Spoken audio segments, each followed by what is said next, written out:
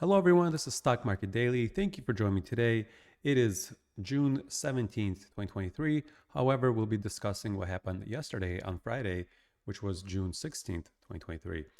Right off the bat, hey guys, if you're not subscribed, if this is your first time watching the channel, please consider subscribing if you like the content, or at least give this video a like. I really appreciate it.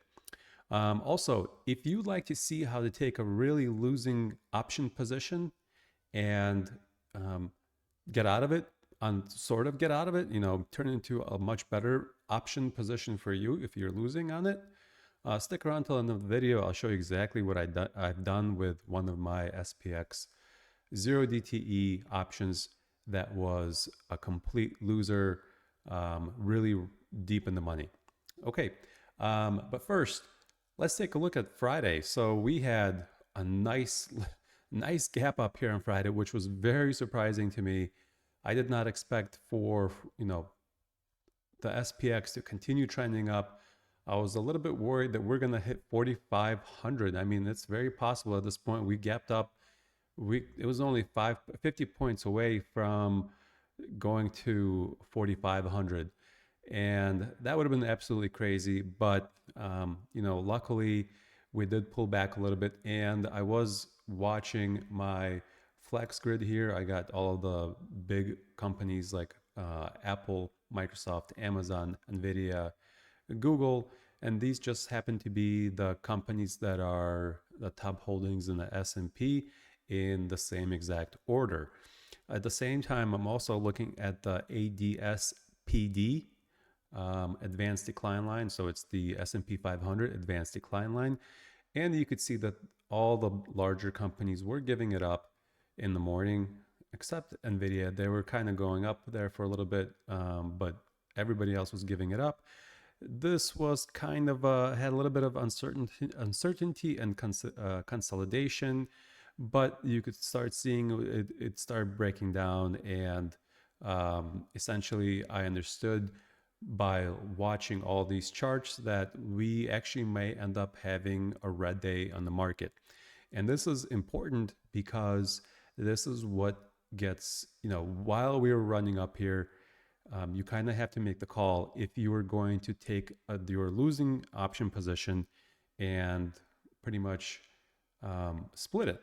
And by splitting it, you're creating a multiple positions and you're exposing to more margin risk. However, you're bumping up your strike price.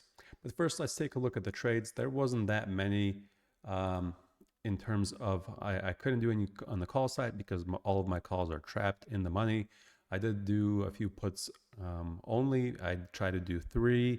However, one didn't get filled, and I quickly cleared it out because I knew that I was going to be splitting the call side. So, and it did look like we are top heavy as well.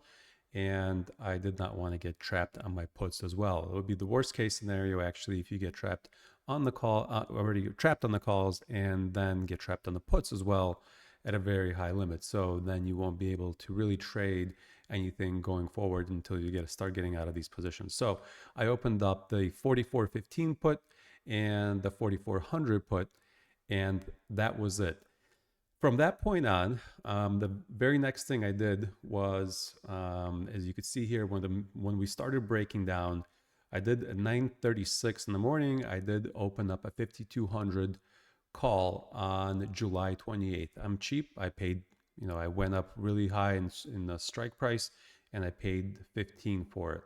So could have went lower, reduced my, could have went to like 5,000 or 4,800 and reduced my margin. However, I decided to only pay 15 because I know this option is going to expire worthless nevertheless anyway, or at least I hope so.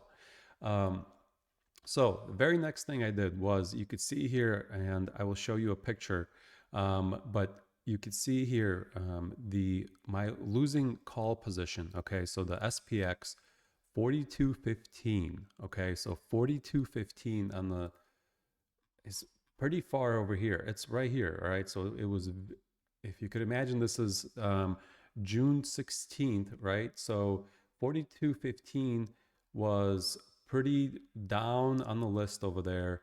and it didn't. I mean, it was one of my worst positions.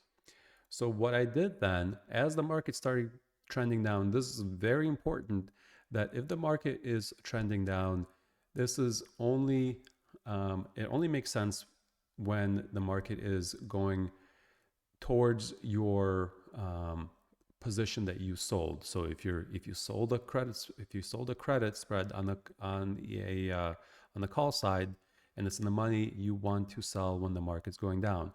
If you sold the put side and it's in the money, you want to do this only if the market is going up. So again, let's take a look at this. I buy back the 42.15 call, okay?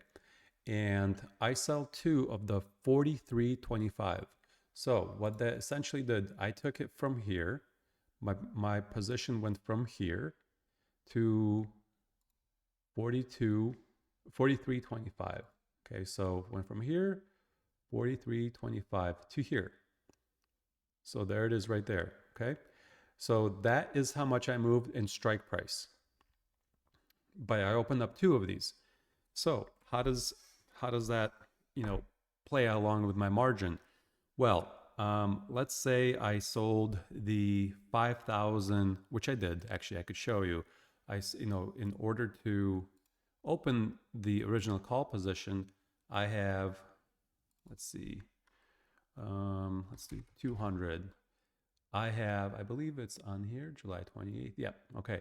So I have a $5,000 strike price on the SPX for July 28th. And that's why I was able to sell that 42.15 call. Now, let's pretend for a minute that instead of me being cheap and spending the $30 or $40, whatever this is, I only spent $15 to buy this one, to enter this position. Let's just say that we keep everything the same, right? So we buy another 5,000 strike price. So the difference between the 42.15 and the 5,000, which made it into the actual credit spread that I collected on, that was 78,500. So 42.15 minus 5,000 would be 78,500 is the margin amount that I have to keep in order to have this position with the broker. Now what I did was I did 43.25, right? So I went from one option into 2 options and I moved the strike price over here. Big move, right? In strike prices, a lot easier to get out of this position than it would be out of this position. Even if we have, if the market goes down slightly, or if it doesn't, if it just kind of hovers around this area, it is a lot easier to start moving up in strike prices and doing other things to get out of the position if the strike price is much closer from being out of the money, right? Okay, so if we take 43.25 minus the 5,000, right? So we keep everything the same, but we now have 2 options here.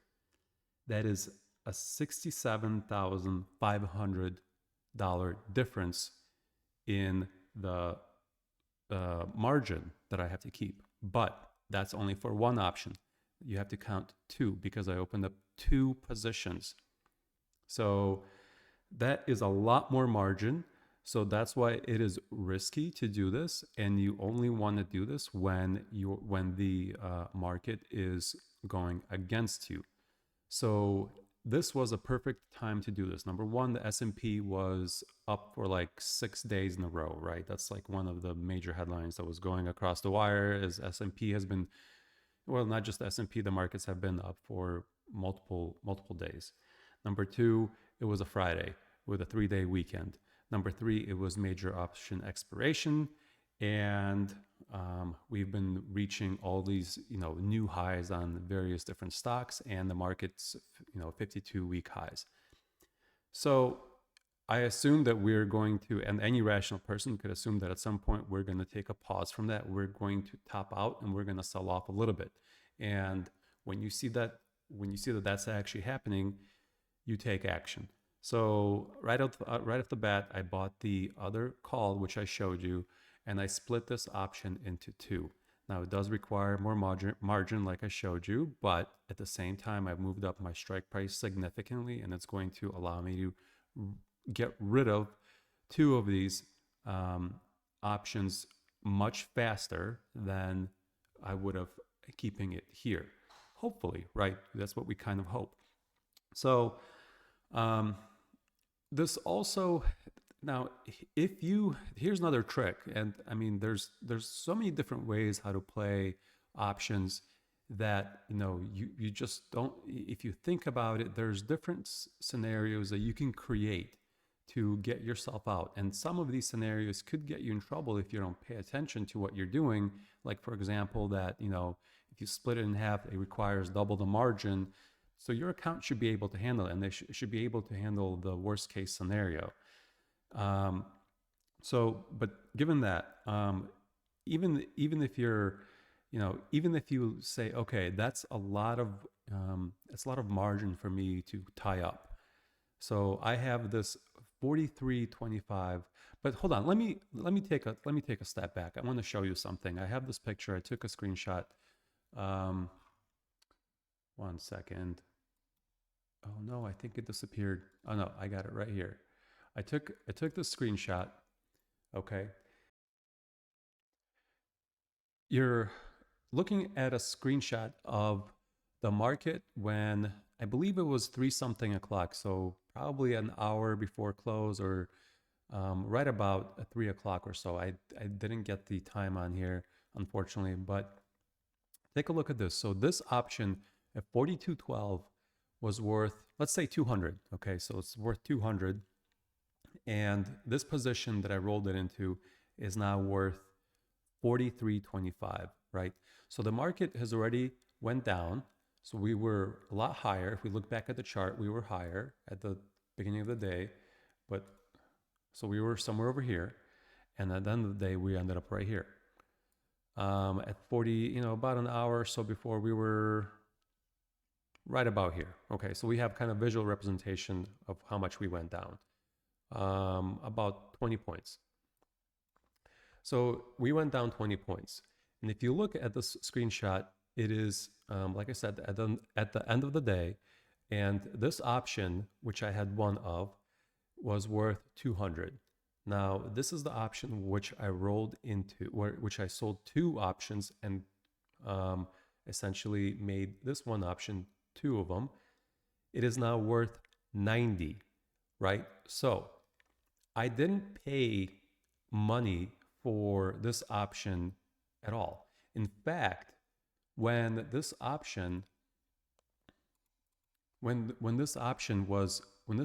transaction was complete, I collected $50 credit. When I was trying to do this, we just started going down, and I was showing a credit of $300. Now it was going down pretty fast, and the credit was quickly deteriorating. So I tried to catch up, and I ended up catching it at 50. I collected $50 for it. However, now if you try to do this, you can't, because at this time of the day, because the market is already going down, and now this option is worth 200. In order for you to do this at this time, you would have to, if you take 200 divided by 2, let's say, right, just even 200, we're looking at 100, right? So we would at the most be able to get a 43.15 strike price versus the 43.25, which I got.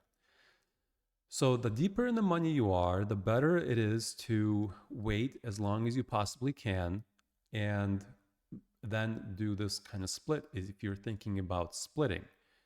Now, here's the other thing. At the end of the day, when I thought, you know what, I might as well, kind of not get all this margin tied up on this trade. This option is worth, these two options are worth 99, let's say 91. Okay, let's just say they're worth 91 each. So if we take, this is simple math, but we'll take the calculator and we'll do 91 times 2. It's 182. We go back over here. If 182, that would be somewhere right here, I guess I would say. you know, the prices will change, but they will fill you somewhere over here. You could potentially roll it back into one option. Okay, so you could take these two options, buy them back, sell this one right here, which is the 42.35 strike price. And just like that, if you time the market, which is hard, if you time the market pretty good, you will be able to move up your strike price without actually tying up the margin at the end of the day. So just another trick, another thing, another something to think about when, you know, if you are seeing that your options are in the money and you need to get out of position. So yeah, that's it, guys. Thanks for watching, and we'll see you on Tuesday. Thanks. Bye bye.